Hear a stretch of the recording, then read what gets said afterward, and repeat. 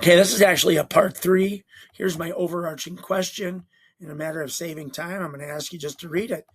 How does the Calvinist Tulip Reform people reconcile angels? Why do angels get so many things done in the sight, in the presence, in the actions with and around and through and for humans? That's the overarching question. We already talked about angels bringing the law. Doesn't need to happen. We talked about the possibility of God's will being to have all men come to the saving knowledge. And sometimes he uses angels to bring them to the saving knowledge. Okay? God makes the winds his messengers, flames of fiery servants. Why does he need a fiery servant? Why does he need an amazing creature to present himself, to be convincing, to be inspiring, to be encouraging, to bring fear, to bring humility, to bring awe? Doesn't need to, not according to regeneration. It's an irresistible work that God does outside of man's will or desire. Remember, all men are totally dead. They don't want God. They hate God, according to Tulip Theology. But wait a second.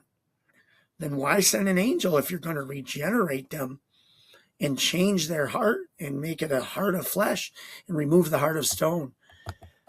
Check this one out. Jesus is fully human.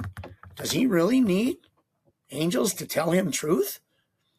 No, but if he's completely human and he does everything in human strength with the Holy Spirit, of course, it would make sense that God, who loves him, finds a way to protect him, like you'll see in the rest of the scriptures I have. Angels are always there. They're sent to protect. Angels create a hedge around believers or believers to be. So don't really know why Jesus would need that, other than he too could be free to make choices. Of course, we know what he did, so you don't have to make that argument. We know he obeyed the will of God through and through, making him the perfect sacrifice.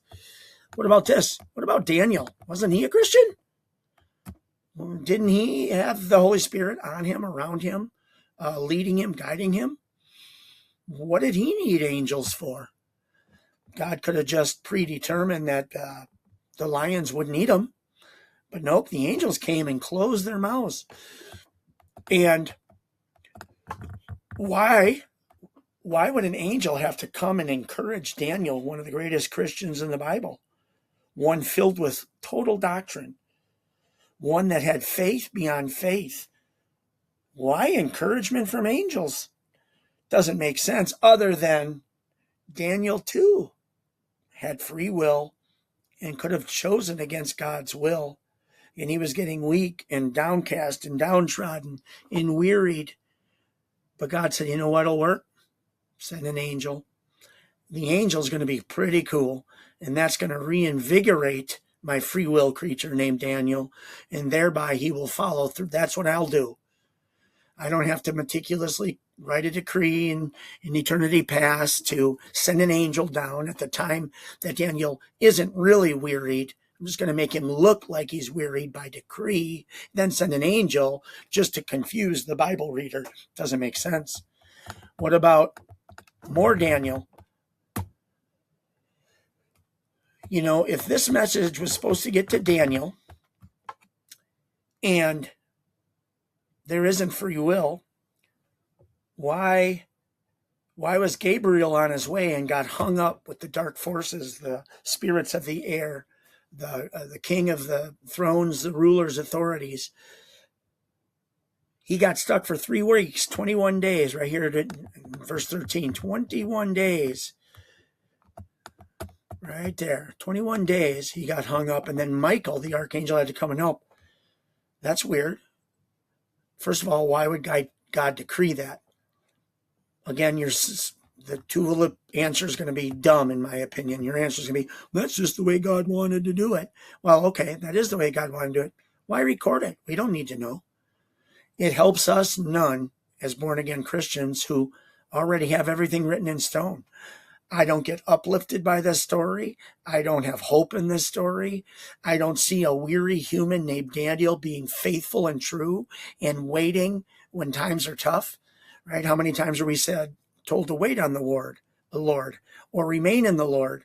Wouldn't this make more sense that Daniel is a story of waiting or remaining or abiding in the Lord? And God comes through because he makes promises, and he promises he will not leave you, forsake you.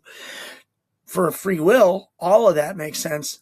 For a God who decreed everything and nothing will be otherwise, no need to give me this story about angels getting stopped in heaven by fallen evil angels. Don't make sense. Okay, part 4 is coming.